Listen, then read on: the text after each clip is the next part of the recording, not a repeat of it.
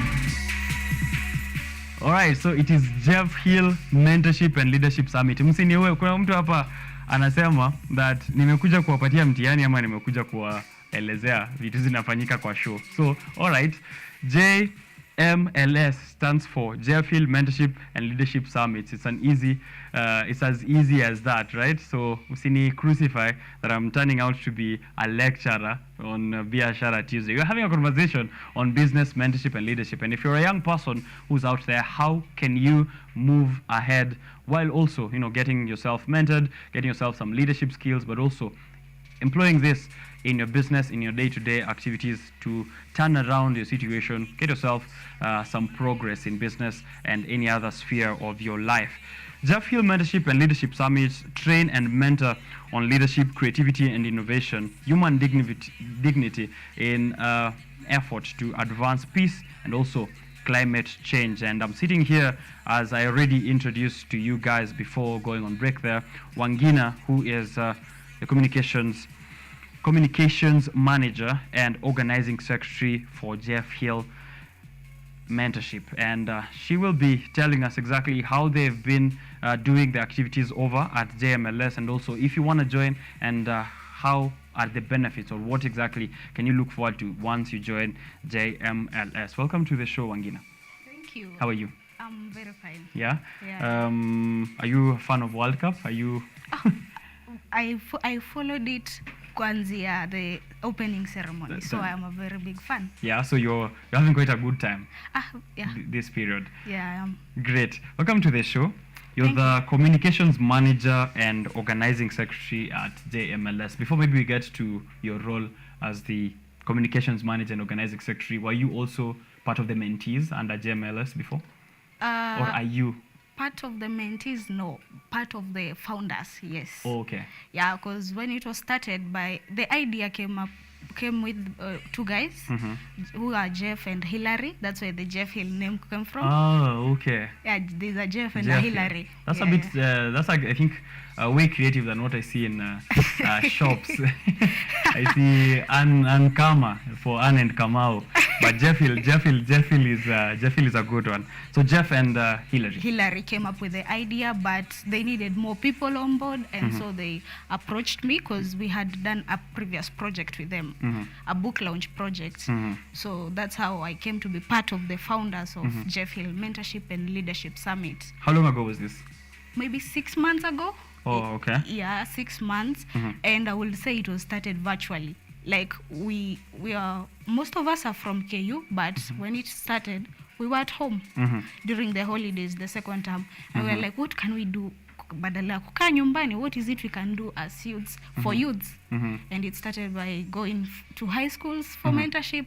Even Vojefil started, and we are growing from there. So when you're part of the founding team, are you also a mentor, or do you have other mentors in the team? I am also a mentor. Main reason why I actually agreed, because it's not every day you are approached by someone for a business idea and then you're like, oh yeah, I want it. You know, you also have to like it. So I joined because I was a mentor, or I want to be a mentor in the long run. And we also trained. We are trained. Us as the mentors, as the founders, we had to be trained before we started the training and the hula baloo. So you also, the mentors have mentors. The mentors have mentors. All right, that's actually a really good way to kickstart it. Of course, getting knowledge before you pass it down over to the rest of the mentees. You're saying that ignorance is poverty. Yes. How so? Ignorance, we take it as, I take it as lack of knowledge. Like, you don't know, and you don't know that you don't know. So if you don't know, it means you're not going to do it. Yeah, because you already don't know, you don't know, so you can't do anything about it. You can't do anything about it. And if you're not doing anything about it, then what is the way forward? There's no way forward for someone who does not know what they are doing, or what they want to do, or where they want to go. That's why we say that ignorance is poverty. The lack of knowledge, okay, you are poor in knowledge, maybe you are poor in maybe a finances, which is actually the main idea, finances. All right, so if you're ignorant in that on that scale, if you're ignorant on that scale, and I'm hoping no one who's watching is ignorant on that scale, and you are ignorant in ideas and also maybe finances, and this leads to, of course, not being able to bridge the gap between your ignorance and maybe opportunities which are around you. So Jefffield Mentorship and Leadership Summit is trying to bridge that gap. How are you doing that? As a foundation, I realized after I joined that it is easier to work or call people on board. For example, we had Dr. Justus Juma. He was an aspiring president here in Kenya, come train us, but not because we called him as an individual, but because we called him as a foundation. And so he's able to create time for 50 people, time that he couldn't create for one person. All right. And so someone who wants to be a leader then is able to reach Dr. Justus Juma, but through the JMLS. Oh, right. Exactly. Okay. Because actually, I can't just go to maybe President Ruto and be like, oh, I want you to talk to me about. So he'll be like, this one must be a stalker. Right. This one must be a stalker, no. But when he's called by a foundation, then he's able to create time for that, because he's seeing a bigger group. Yeah. All right. So when you started this 6 months ago, to, of course, get to reach to other people who might need leadership, and also to try and bridge that gap of ignorance. Is this targeted to university students, high school students, or how are the mentees or the people who you're trying to bridge this gap for? What is the demographic like? We do all, or is it both? Because we do high school mentorship, which actually was what we have done for the bigger part of the 6 months, having gone to 22 schools, 22 non-schools. It feels like that is the grassroots. I feel like it will be kind of hard to go to a primary school and tell them, by the way, you can be a leader. But when someone is in high school, then that idea... Let it mature. Exactly. And in university, now they are leaders. Already. They are already there. They are maybe lazy. Maybe they don't have time. They feel like the lectures are crazy and they don't have time. But when they have someone to remind them, by the way, aside from schoolwork, you can do this. Aside from schoolwork, why don't you create time? Because we have our trainings on Thursday at night from 7:30. And we bring people like Dr. Justus Juma on board. We had a therapist last Thursday because of the mental health issue. We had a bishop come talk to us, because, I mean, where do we go without God? Spirituality. Yeah. So we are able to remind those in university that aside from kuinama, as we say, kuinama lunch ipite. Yeah, you can also do this. Maybe it will reduce the kuinama. Okay. Yeah, definitely. Now, you said you have this on Thursdays. Yeah. So how is the what exactly happens during that period, and where does this happen? During it's a virtual meeting. First of all, the Thursday one is a virtual meeting, and a link is communicated every Monday. So like from Monday, if you check like on our pages, we have social media pages, you'll find the links and who is coming and the topic to be discussed. It happens on Thursday from 7:30 p.m. to 9:30 p.m. It's taken at that time most people are actually like at home or resting. That's why. Then what happens is that we are able now. This is a place that you're able to talk to that person. That he's not only there to tell you what to do, but he's also there to listen to what you have been doing and what you need help in. That's why I remember when we started like 4 months ago, the Thursday meetings, we would like have 10 people on board.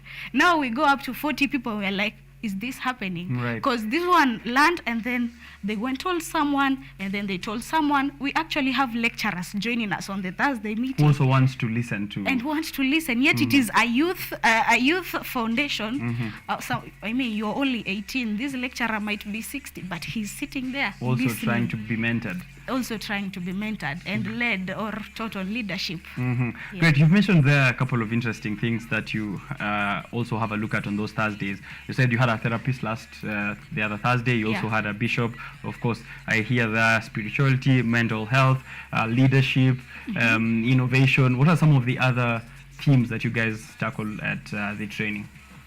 At the training, first of all, also, I believe the main reason why people are also able to join is at the end of the day, what do they get from this?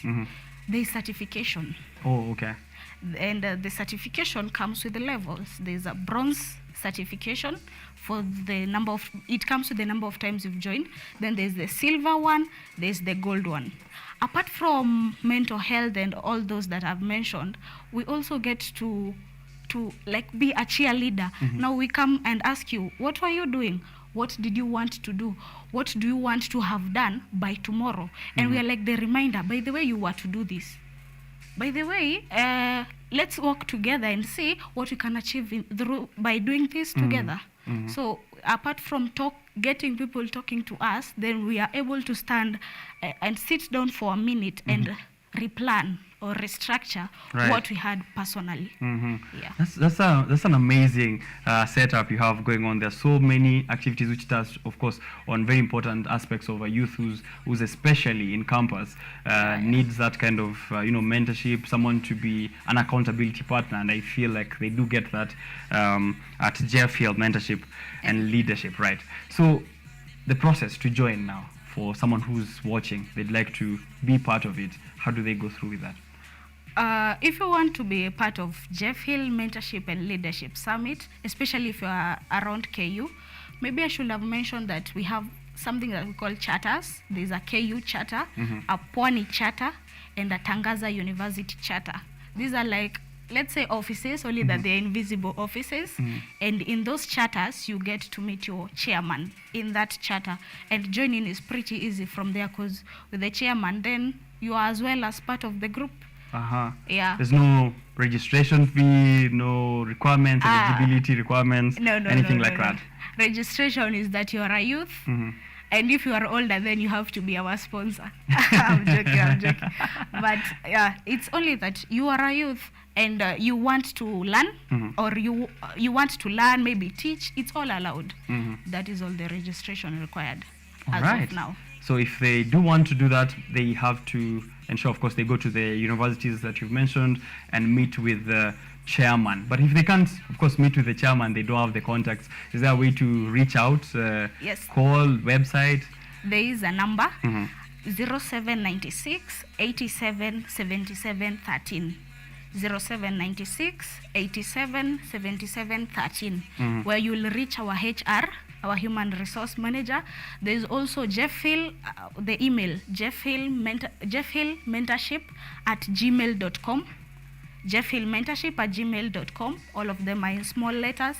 And then we are on Facebook as Jeff Hill Mentorship. We are on IG at Jeff Hill Mentorship, and that's all. Right. So make sure that you're checking out Jefffield Mentorship and Leadership Summit for you to, of course, be helped in bridging the gap between some of the few areas that you might be not aware of, and turn them to workable ideas. I also realized that you do tackle emerging issues like climate change and peace advocacy. Why is that important? How important is that in the conversations that are happening at Jefffield? It's as important as ensuring that we are there in the long run. Because if there is an earthquake right now in Kenya, then not even an earthquake. Let's go to the GMO thing, the one that is happening with the Moses Kuria. Then if we all decide to go and eat this GMO or indulge in whatever GMO is all about, then we are not there in the long run to enact our ideas on leadership. We are not there in the long, and with the GMO, it's a place that us as Jeff Hill can be able to stand and say, by the way, no, we don't support this. Why and why? Because as you have seen, that bishop, the bishop guy, he said for Moses Kuria to apologize. It is showing youths, by the way, you can stand for what you believe in. Right. You can make them accountable. You can make your leaders accountable. Exactly. You can make them accountable. If they agree for the GMO, then climate, obviously, itakuwa worse. If they agree for the GMO, then what leaders are we having? This is why we are training leaders. This is why we are mentoring youth, so that they are able to say, no, we don't have to do how they are doing it. We don't have to accept what they are saying. We can have our own voice. That is amazing. That is an amazing approach, of course, that you are taking there to mentorship and leadership. And of course, there are others who have been doing mentorship and leadership, but it's a very novel offering that you're doing, and I really do commend that. So if there's an institution, of course, you've mentioned 3 campuses where you already have a charter. If there's an institution that would like to also have Jeff Hill Mentorship and Leadership Summit, how can they go around that? Is there a possibility for partnership?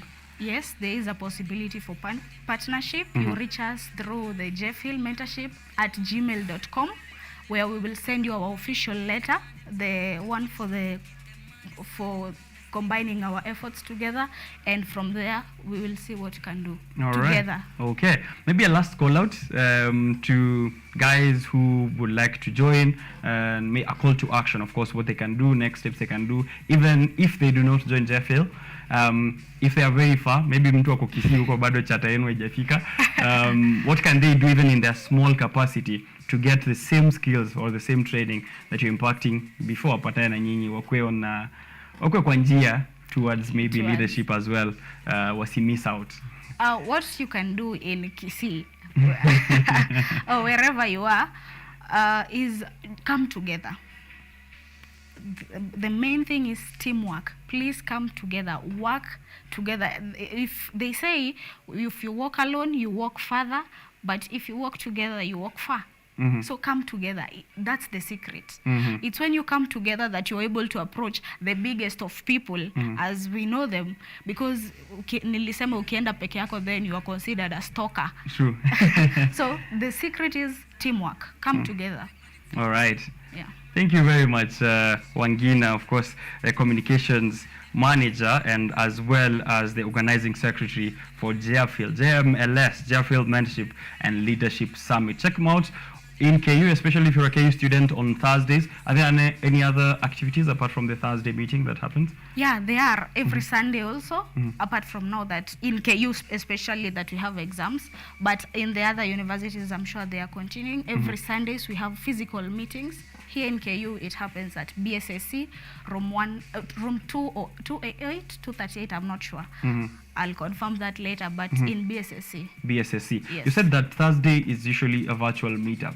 So if someone isn't already part of JMLS, can they get a link to the virtual meetup? Is this something you put out on your social media? Yeah, the links are always shared in our social media accounts. Okay. Yes. Make sure you check them out on Facebook, especially where they said they're very active. Alafu on Thursday, ukisha join, utuambie pia what kind of insight do you get in as we try to bridge the gap between ignorance and workable ideas. Asante sana Wangina for that conversation. Thank you. Okay, now here we are going for a short break, but I'm coming back with Hilary Matano, the programs officer at Nico Green. The discussion we had with Wangina there did mention a bit of social governance, and also environmental. Tumeongelea GMO, climate change pale. And when businesses are doing their reports, I said earlier, they usually do a financial report. But ESG, environmental, social, and governance, has been missing for quite some time. What is the responsibility of a corporate, of a business, to the environment around them, to the social structure around them, and how can they do reporting to show that what they're doing as a business is sustainable? This is the sustainability report, and Hilary Matano from Nico Green, the programs officer, will be telling me how you can go about that sustainability reporting. As Hilary comes through, of course, we're also going to continue that conversation on empowerment. If you notice, there's a theme around these conversations: empowering the youth, empowering businesses in doing sustainability reporting, empowering women through manufacturing and construction is the other conversation we'll be having with Daniel Midega, the head of impact at Builder. They are training women specifically and exclusively on matters of construction and artisanry, if that is the correct grammatical extension of that word. But I'll be having those conversations later, so continue sending me your feedback at KUTV Kenya, at Richard_Kenya. If you have any questions on how you can get this empowerment, on how you can reach out to these guests or these experts and professionals that we are hosting here this morning, do send them to us, and then when we're back, we'll be forwarding them to the relevant people. So don't go too far. I'll be right back.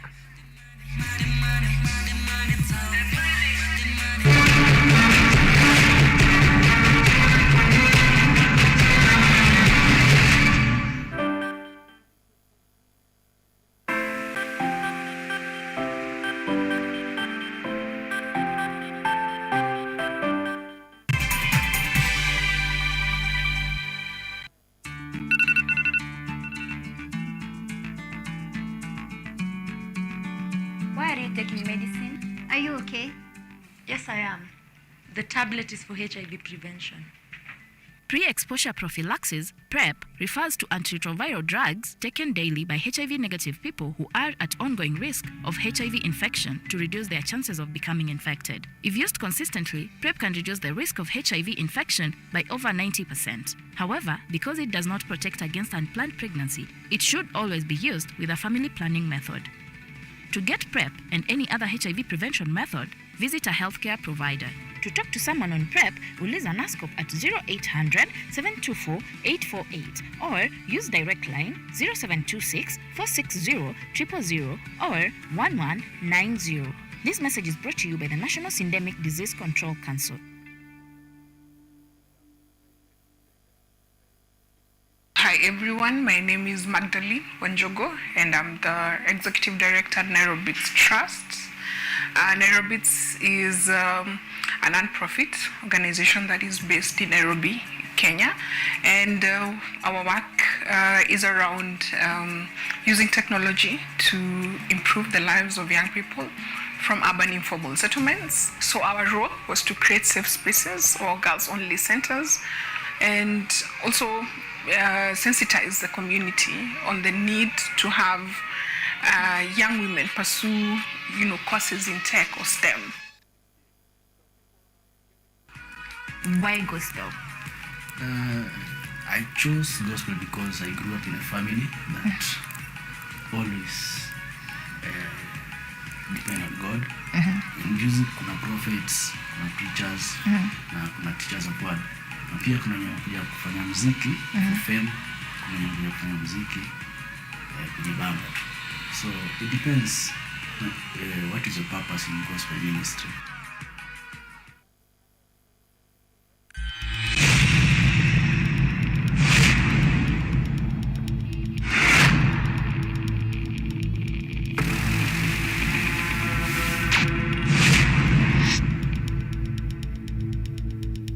Tunakula usiku, tuachane na break kwanza, tuende lunch. Chapo.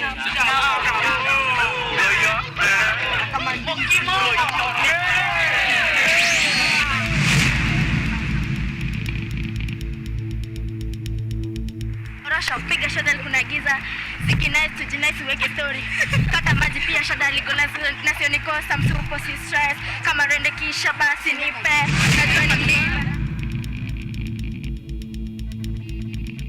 Mama, big up, brother, ukiwa at river, big up, sis, big big up shows, mama, big up. Oh yeah, wase wote. Okay, my principal, big up.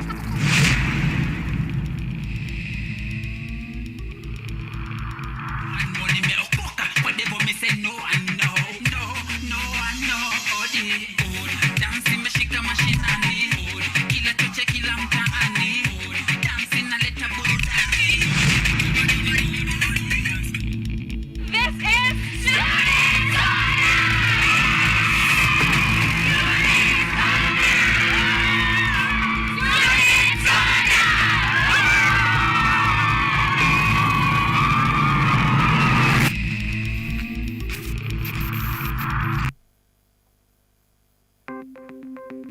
Maelfu na maelfu ya wahamiaji wakiwa na watoto kutoka nchi za Amerika ya Kati wanaendelea kuwasili kwenye mpaka kati ya Marekani na Mexico. But folks, I'm going. Thank you very, very much. I appreciate it. Thank you. Ni habari kutoka pembe zote duniani. People power si vuguvugu. People power ni idea. Sazidi ananyonya, hanyonyi vizuri, anakuwa hayuko comfortable. Jeshi la Jamhuri ya Kidemokrasia ya Kongo linapambana na waasi wa ADF. Kwa sasa wanatoa wito kwa mashirika, makampuni na vile vituo vya uchukuzi. Mambo mengi yatakwenda kama yalivyopangwa. Hapa ni kuna mmoja wa viongozi wa chama cha wavuvi katika eneo hili. Zaidi tunajaribu kuwapa chanjo ili ina boost ama inanyanyua kinga ya mwili, ndio inaenda kupelekea kupambana na virusi. Ni dunia ni leo, Jumatatu mpaka Ijumaa, moja kwa moja kutoka VOA Swahili, Washington DC.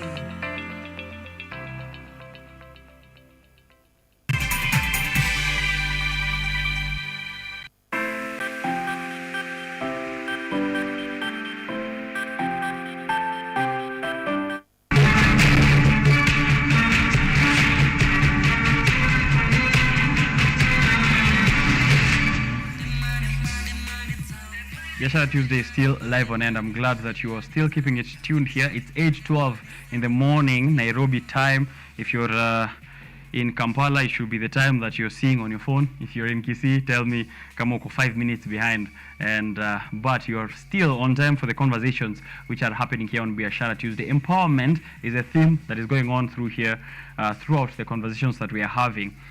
But in the economy, it was over expenditure and over budgeting. We'll get back to that a bit later. I see still guys who want to know what are the names of the delegates who attended the COP27 from Kenya. 386 joyriders included, people who didn't have any business to do with the climate conversation there. But we'll be getting back to that in a moment. Just a few minutes ago, we discussed on empowerment of the youth in matters of leadership and mentoring, and that was a conversation I was having with Jeff Hill, Mentorship and Leadership Summit, through their communications manager and organizing secretary, Miss Wangina, who was just here. And now we're moving on to businesses. If you're a business, why is it important for you to do a sustainability report? Environmental, social, and governance, away from your financial report that you've been used to doing. So Nico Green here, and the programs officer there, Hillary, is having that put into perspective. Hilary Matano is joining me on set,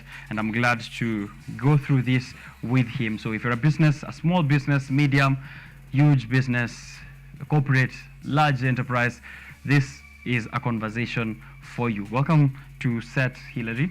Thank you very much. And I'm glad to see you here. Of course, very nice half coat that you have there. Is that the name? Yes, it is. Yes, very well dressed. I wish I got the memo. But yeah, I do have a few colors. You're doing well as well. Thank you very much. Before we get into the whole jargon framework of sustainability, is this something that businesses do even when they're small, medium enterprises? Mama mboga pale mtaani, or someone with a small kiosks or a supermarket, can they also do sustainability reporting? Yes, they can. How's that? So before you get into doing the reporting, they are not necessarily called them conditions to be met, but they are what we call identifying what is material to your business. So if you are in the service industry, there are particular issues that are material to your business that you'll be reporting. And the identification of these particular material topics or material issues to your business are well guided by the Sustainable Development Goals, which are 17 in number. So once you identify the specific Sustainable Development Goal that your business aligns to, then you have to now narrow down to how is my business objective, or how are my business operations aligning or supporting the realization of that Sustainable Development Goal. Yes. You are from Nico Green? Yes. Programs officer there. Before we segue again into the reporting framework for sustainability across all businesses, what exactly is Nico Green and what do you do there? I'll allow you to maybe give us an introduction to some of the few things that you do over at Nico Green, then we can get back to sustainability reporting. Thank you. So at Nico Green, we do a number of things. Nico Green in itself is a social enterprise that is having service offerings in and around capacity building, policy advisory, green technology development, and also sustainability reporting. So all these service offerings enable the organizations, the clients that we work with, to mainstream or achieve sustainability within their operations. Thank you. All right. Yes. Hilary, why is it important that a business does sustainability reporting? The environments in which businesses operate are impacted by the activities of that business. So it is important for this business to show how its activities are impacting, one, the environment, two, the social environment within which it is operating, and three, what governance issues are there within these businesses that are very important for the various investors, stakeholders, and shareholders within the business to know. Yeah. All right. Are there sustainability challenges that businesses face? Yes, there are. How do those look like? Especially on the reporting aspect, the number of issues that maybe businesses can face is we're having very different frameworks for reporting. We call it, there's that variety of reporting frameworks. So there is not a baseline or a foundational reporting standard. So businesses are conflicted on which to use for their reporting. And then also is the issue of the cost of collecting and reporting on the data. Depending on the size of the businesses, some may prefer to transfer the cost to running the business rather than collecting the data that will be used in the reporting. And another issue as well is the voluntary nature of the reporting. In different jurisdictions across, especially in Africa, the reporting in itself is voluntary at the moment. Though there are already disclosure manuals that have been released. In Kenya, we had last year the Nairobi Securities Exchange releasing the ESG disclosures manual that would guide the listed companies on how they're going to be collecting and reporting the data on ESG. So even with that in place, businesses still are doing it on a voluntary nature. So that voluntary nature in itself is making the enforceability of the ESG or sustainability reporting not as strong as it should be within the African context. Yes. Is this an issue of regulation, a lack of regulation or mandatory requirement for businesses, or is it that we are not yet evolved to that level yet?